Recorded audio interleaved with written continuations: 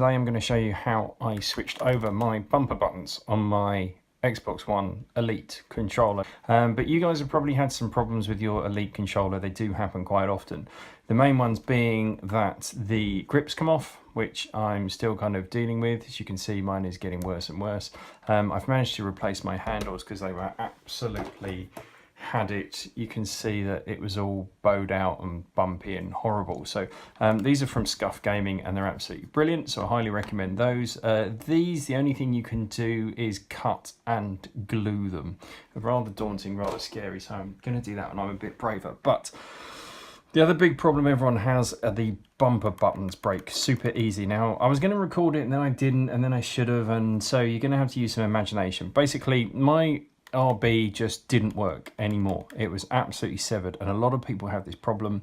A lot of people's controllers are outside of warranty. They can't get them fixed and they're looking at spending 70-80 quid to get more. I'm going to show you it can be done for cheaper, but you're going to need some stuff. So for starters, I bought a Mudder T6, T8, T10 screwdriver set from Amazon.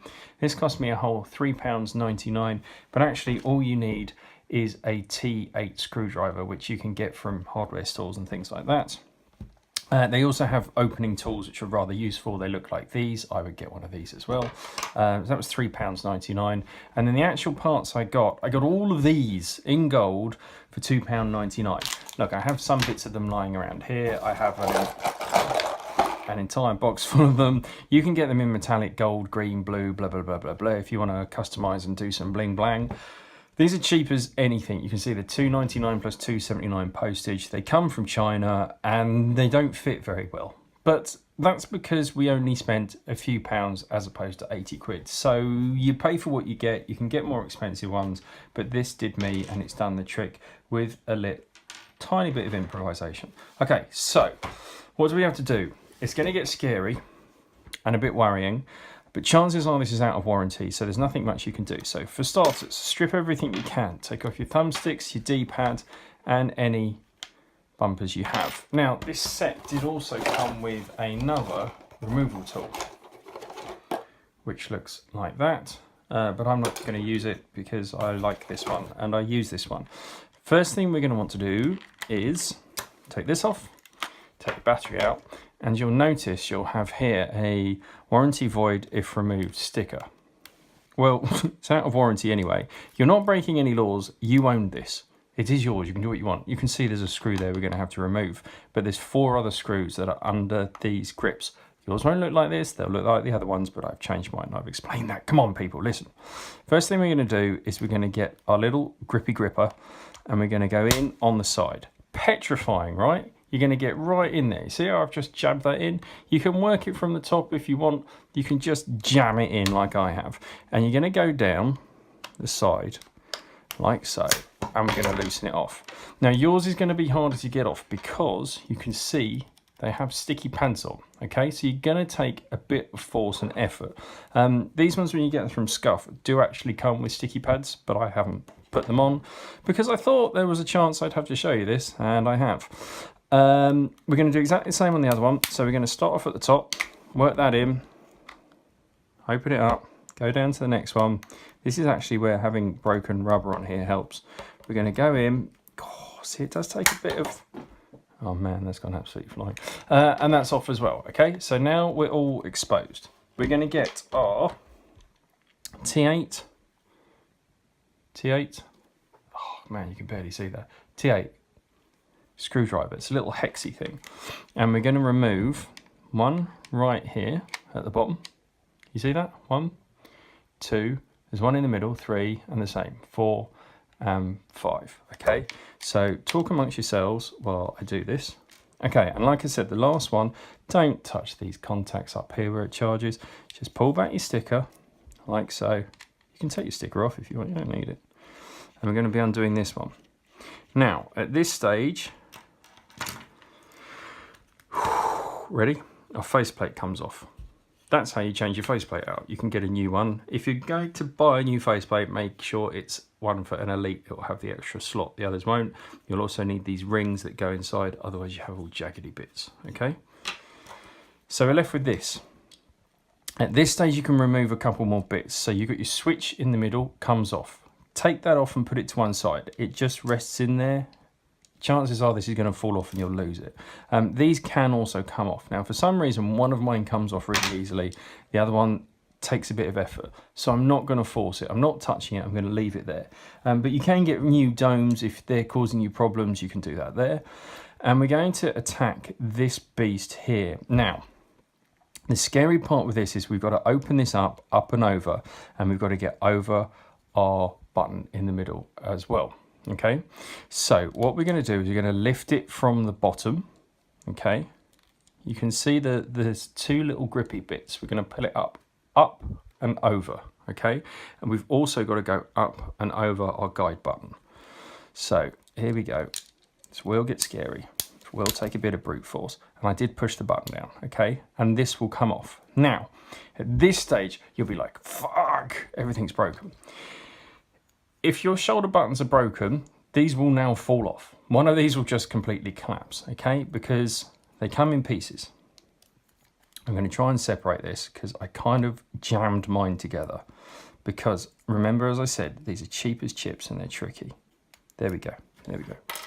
You can see I actually had to file mine down with a little emery board. I actually got a little file and filed that down. I also reamed out these holes. They weren't big enough. Can you see those holes in there?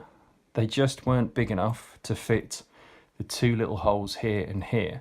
I did that just by jamming a teeny tiny little screwdriver. I work in the optics industry, so I actually had one of those screwdrivers at home, and I just reamed them open a little bit just so they fit. That's all it is. The reason, guys, you're getting this snapping is the only thing making that spring back when you press it every time is the fact that it's a bit of plastic. It's that low tech. Isn't that annoying? These stop you over pushing, and that is all that springs it back into place. Shocking, I know. So this sits in only one way, like so. Thank God I did a good job, right?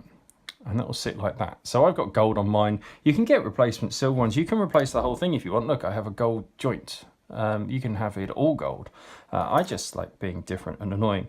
Now the tricky bit is getting it back in. You need to be a little bit careful because at this point you can open this right out and the back can come off. And then we're in a whole world of, oh my God, things are getting scary. Also, if you turn your controller upside down, these servos come out, they just sit in there. That's petrifying too, so don't worry about that. But what we're going to do is, you see these two hooks on here, there and there? They actually hook in these gaps. Man, it's really hard trying to get you to see this. Desperately trying to get you a view, but basically they line up here and here. You'll see there's two little chinky bits cut out of the plastic on the back. So we're going to put that on first, and we're going to do the exact opposite. We're going to hook over the bumper. Now, the guide button, sorry. Now, you've got to be careful because these buttons like to get completely stuck and caught up and twist. You see how this isn't lining up at the moment? It's all kind of jagged out. That's not a good thing. Okay, so what we're going to do is we kind of line up the shoulder buttons and we're going to hook this all over together. So it's a little bit frightening, a little bit scary. So the shoulder buttons are in place, then we're going to push the middle and then we hook over. Here it click. So the shoulder buttons press, sync buttons press, charging unit is clear, and we're hooked back over onto these two fellas. Okay, so next up we're going to rebuild. We're going to start with putting our switch back in, which just sits in the one way, there's no other options. Don't be an idiot like me, remember to put that back in, okay? So we're starting to look a bit more like a controller, a bit less scary, and we're going to put our faceplate over the top. Now at this point everything should line up, okay? The buttons shouldn't catch, the buttons should still all depress. So just press everything, make sure everything is working because we're not going to want to do this again. Also, we should be fairly tight and neat at the back. Then it's the simple case of we just replace all of our screws. So I like to start off with this one. Now, at this point, if you want to cut and trim the rubber, now is really the time to do it. What you're going to do is with a sharp knife, you're going to trim the rubber to the right length, and then with a little bit of Gorilla Glue, just on the tip of the blade of a flat screwdriver, not one of these. You're just going to wipe it in there like so and hold it down, and it will pinch and set. I'm not going to do that at the moment. What I am going to do is I'm going to put these bad boys back on. Really much easier putting them back on if you put the right side on first. As you can see, they just push like so, and it will all line up. See, nice and lined up. It's not going to line up there because I've got a flappy bit of rubber. Also, you want to pick the other one up that you threw on the floor like an idiot. Ta-da, as if by magic. You want to put this back on. Again, it'll just push on. If you are getting these ones from Scuff Gaming, make sure you get the right ones. They're the Elite ones. These are actually much more expensive. These cost me about 28 odd pounds. Your battery pack needs to go back in. That always helps, as well as your cover. You can then attach whatever you're using. I think I'm only using one at the moment.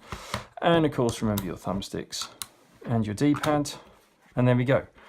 New bumpers that work and aren't broken, and all for a few pounds and a few rather hairy, scary moments. You need one of these tools for prying it open. I would really recommend these. You can probably use whatever, but it's just the right size piece of plastic, just a T8 hex screwdriver. A bit of brute force, a bit of perseverance and patience, and it's scary, and you are kind of stuck if it goes wrong, but if it works, then you can bling out your controller as much as you want. Hope it's helped. If it has, give me a little thumbs up and a like. Feel free to check out my other videos for all things Xbox and all things gaming. Thank you ever so much for watching. See you next time.